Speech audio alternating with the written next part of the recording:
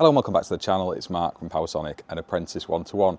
Today we're going to have a look at some real world applications of outdoor consumer units and enclosures and the differences in how they might help or not help us. You can see at the minute the weather's not playing ball because it's sunny, but we're going to have a go at creating some different environmental conditions and talking about all of the pros and cons to these two different approaches. Now there is loads of content on the Internet of Things already, but also on my YouTube channel, where I've shared a few examples of how we've approached installing switchgear in an outdoor environment and some of the things that I think prevent us in terms of regulations from using such things as an outdoor consumer unit directly on a domestic dwelling.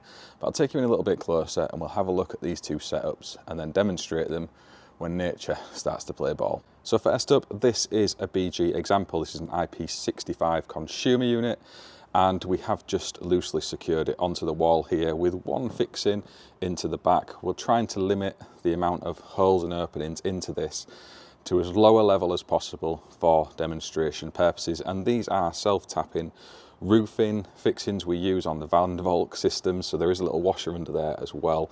So we're trying to really limit any potential angle of water making a way into this enclosure other than directly through the front. You can see on the bottom here, as we've cut these gland openings, we use the Armeg Acela, I always say them wrong, but the Armeg bits that are super sharp, cut a real nice neat hole. But you can see the paint here has flaked, and that's at the bottom of this enclosure. So we've got some exposed bare metal in there already. We've used IP stuffers in the bottom. This is typically what you would usually go for. It could be some flexicon, it could be stuffers, whatever, but we've got our cable in and cable out that's simulated through those two openings. Over on this side, we have a slightly different approach. This is a product from G-Wiz, and this one is an IP66. You can see it's down to -25, CE marked. And we've also got some products in the bottom here that aid us in controlling ambient temperatures within this enclosure. We'll get to some of that later on in this video. Now the primary objective in this little demonstration is we are going to either wait for it to rain or simulate rain and see how that impacts the operation and use of these two methods. So I'm going to pop the front cover onto this and we will set to in our experiment. So I have popped the front cover on this consumer unit. You can see it has a lid and it does have locking points at the bottom, so you can lock that in the closed position and prevent anybody from leaving the lid open. That was one of the things that, it wasn't BG in fairness, but another manufacturer came out with to say they retained the pollution degree rating and IP rating because of that feature. Now the lid itself has some rubber washers around this front segment here, as you can see, and there is a lip here as well, which is supposed to prevent moisture from ingressing onto the protective devices. We'll have a look how that plays out in a real world usage point of this particular product, and it's going to be the same for every brand of outdoor consumer units. This isn't specific to this manufacturer. They all behave in the same way. They have lids that open from the front, they have these IP seals around the breakers, and it is much of a muchness in that regard. Now with this particular approach here, you can see this is an IP66 enclosure. It is GRP construction, and the door itself has a weatherproof seal all the way around its inner point, and you can see there is a good overhang here as well. Now you can get these in varied sizes, and to be honest, this is smaller than I would normally use, and for those of you who've watched the content already, you'll know exactly what I mean. However, we was trying to keep this as low profile and discreet and small as possible, so we've gone for this one. In the bottom of here we've got a Schneider Electric both heat and cold sensors, if you like. So with this kind of enclosure, you'd typically be trying to control the ambient temperatures and humidity, and you'd do that through heaters such as this, and also through fans bringing in ventilation. Now if you were doing that, you would have to also have a fan inside this enclosure. At the minute we've not got one, but it shows you the functionality of being able to do that, especially if you're using a larger enclosure. And lots of the green cabinets you see out on construction sites where they've got temporary supplies brought into play, they will have those green cabinets with both heating, tubular heaters, and cooling with a fan as well, controlled by devices like these. So when the temperature gets to 0 degrees, for example, it would turn the heater on and maintain that temperature in the enclosure around whatever you're putting inside of it. We'll have a look at that later. And equally the fan control, if you was to set that to say 40 degrees, as soon as it reached that temperature, it would kick a fan in to draw air through the equipment and try and control that. Now there is an interesting point that Will from Navitas, need to get that right, spoke to me about at the Elect show, and we'll have a chat about that later on in this video.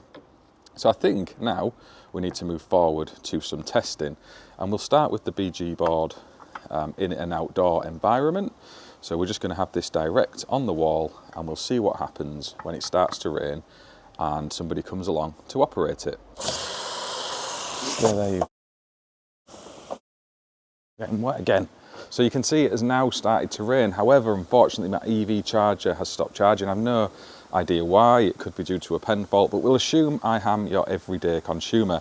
And one of the things we're going to do is go along to this piece of equipment in the rain. You can see there is water pooled all over it. You're going to reach inside and we're going to start fumbling around trying to reset these breakers. And you can see inside here there's water drip down in this internal casing, and it has spilled over the lip into there while I am working on this in the rain.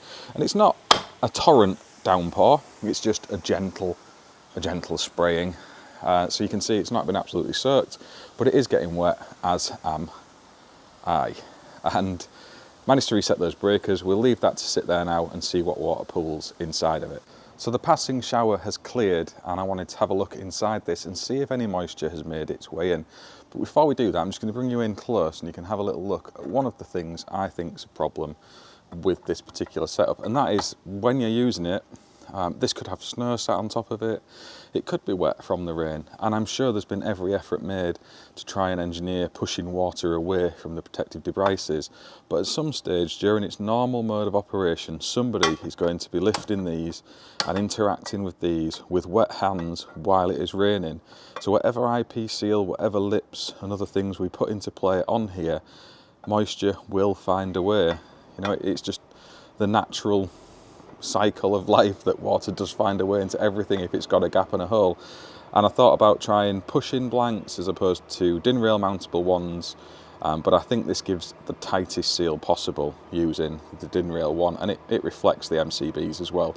It is wobbling a little bit on the wall here. We would have it secured back a bit more firmly, but again, I'm trying to stop any holes in the back contributing to the moisture we might find inside of it. But you can see here we've got water on these protected devices. Now typically these are supplied from a main service fuse, and you would have those next to a meter cabinet or such like. Now if that moisture on these overcurrent protective devices happens to come between you and the bus bar, that is the only thing protecting you from an electric shock. If you were fortunate enough to catch the outgoing terminals with that water path, you've got your RCD protection here and your overcurrent protection of the MCBs. But to which would happen, who knows? Let's open it up and have a look inside. I will just put you down on here so you can see I'm not fiddling anything by pouring water into it. I don't actually think anything will have made its way into it. It's more the interaction with the protective devices itself I'm concerned with. Wet hands on the mass of earth and such. You can see they have got a bit wet. It was just opening and raining in the vicinity of it being used, and actually there is a little bit of water made its way into the bottom there, so I guess that's tracked down maybe this blank onto the DIN rail and then into the bottom of the enclosure. And again, usually you would have a drain point or a condensation valve or something to help take that away, so maybe that is acceptable in the manufacturer's application of its use, to factor in that in. I don't know, but obviously my concern with that is, as you would any piece of electrical equipment, if you were in a bathroom with a socket or a light switch and wet hands, people who are wet, low conductivity to the mass of earth and all of that good stuff, you know, it's not ideal, is it? And to just think that consumers are wise enough not to use these when they're wet, when they've got an electric vehicle on charge that suddenly stopped charging, that isn't going to be a repetitive enough approach to rely upon.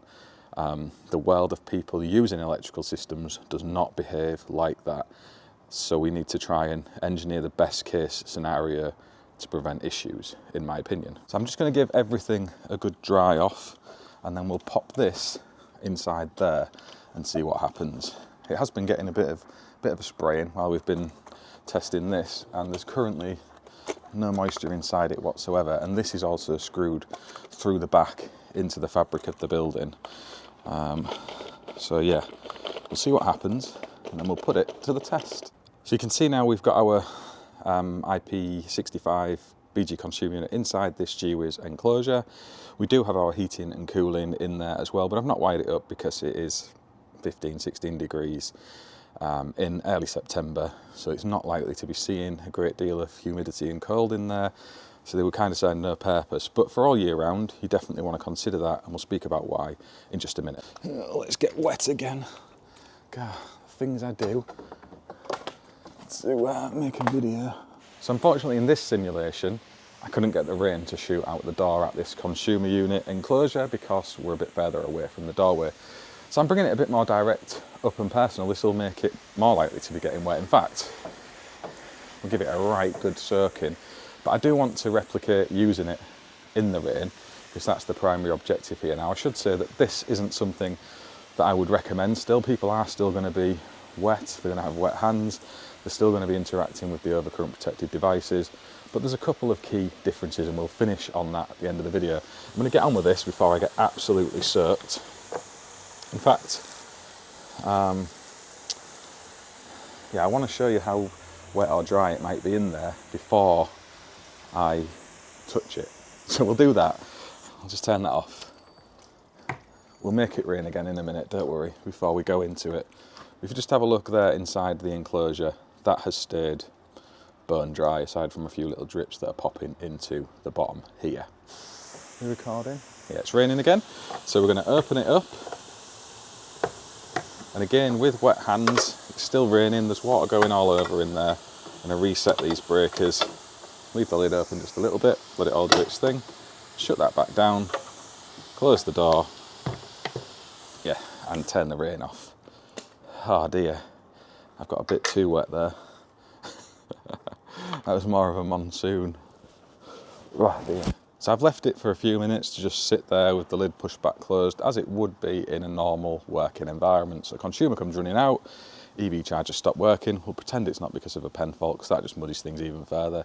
Reset the breakers, open the cover, close the covers, lock the door. We'll come back to it now and we'll see what moisture we may or may not have inside of it. I'll open it all up first and then I'll bring you in to have a better look.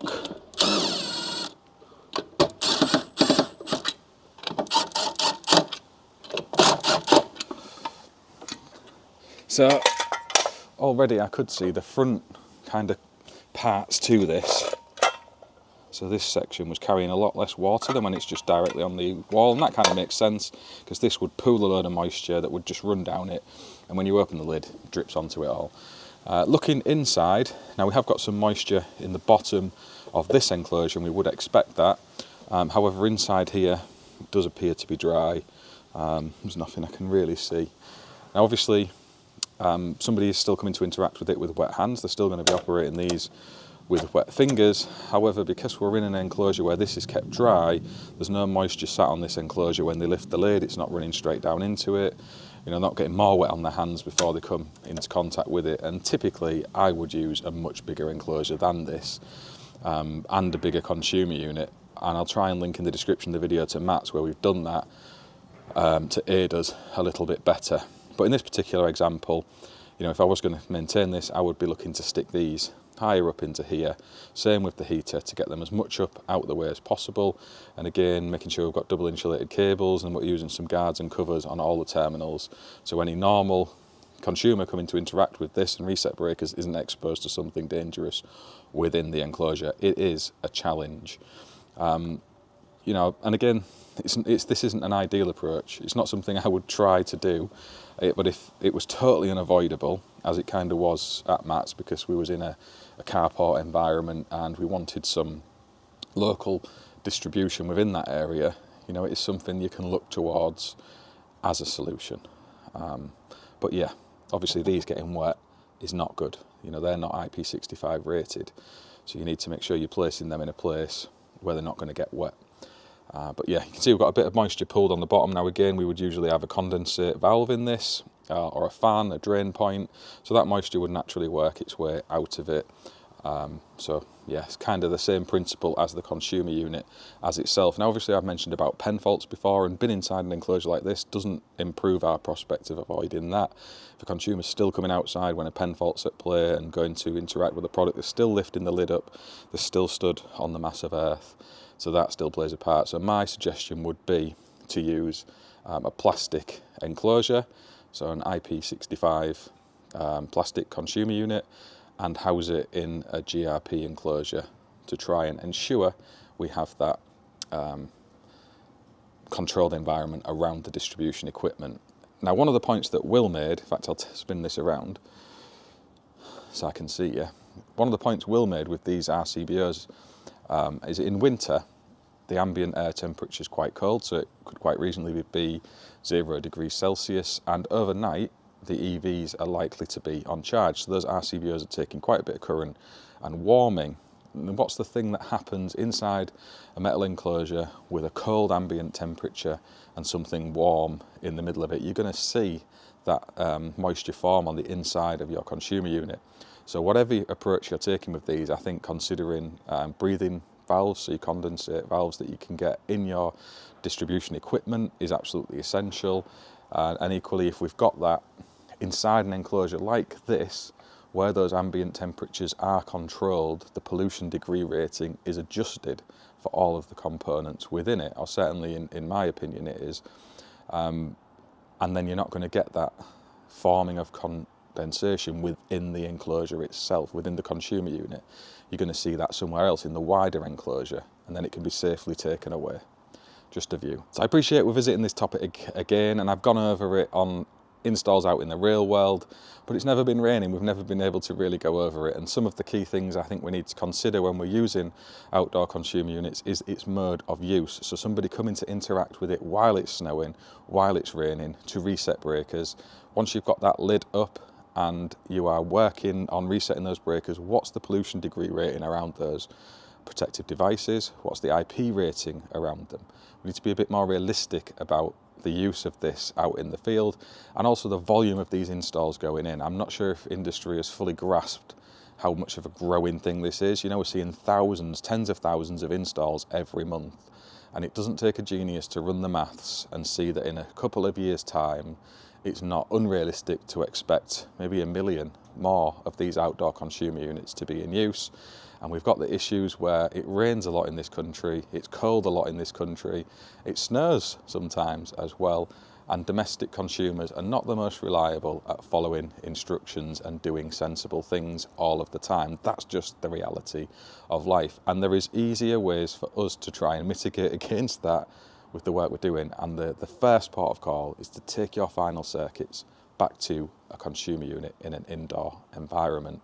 That seems like the easiest win to me. I honestly cannot believe we're still having these conversations, and I'm really hopeful that the industry of things is going to come forward and actually say we shouldn't be doing this. Not that it's not advised, or we wouldn't do it, but that we shouldn't, because I think it needs that.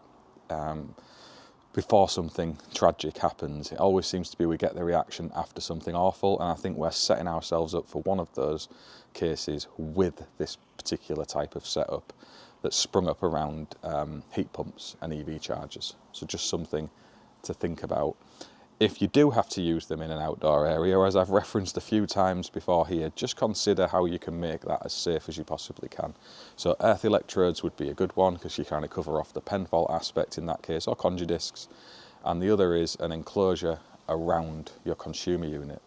Because when we're talking about enclosures forming the IP protection and changing the pollution degree rating of protective devices, in my opinion, that is not the consumer unit. Because of those modes of use, among other things, it would be an enclosure around that.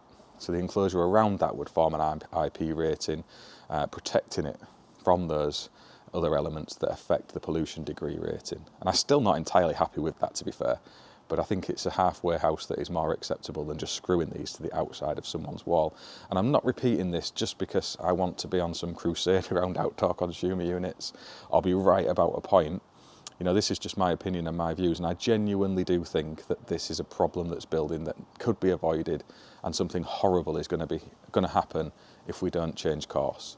So if you're an energy retailer or you're in charge of teams designing these particular things going out into domestic homes, I'd just ask that you think about it. You know, if you're not bothered about that, if you don't think it's a problem and you're happy to sign your certificates to say so, then that, I guess, is something we'd have to agree to disagree on. If you've got any questions or any views or opinions around this video, or you want to see some further tests, I'm going to leave this screwed to the wall here now. One of the things we can do when there's no consumers coming to interact with this particular piece of equipment, we don't necessarily need to put the front cover on the board. You know, it can just sit in there, and we can have a little look and see how wet it's all getting just inside there. In fact, what I'm going to do is I will move those heating and cooling products. We'll get that set up and we'll leave it for a year and we'll see what happens. I won't even put the front cover on the board. So we're going to have to get power into there now. I've just given myself a job. Move those so they're a little bit more sheltered within the enclosure, and get the wiring set up in a way that it's safe for a normal consumer to come along and interact with it. And we'll see what happens. We'll come back to it at a later stage, and I'll get another one of those boards and screw it back to the wall, and we'll leave that there for a year with cables in and out of it. I'm not sure I'm totally happy about energising it, so we'll just pop the cables in and out and we'll see what happens to that as well. And I'll report back in 12 months' time. See you on the next one.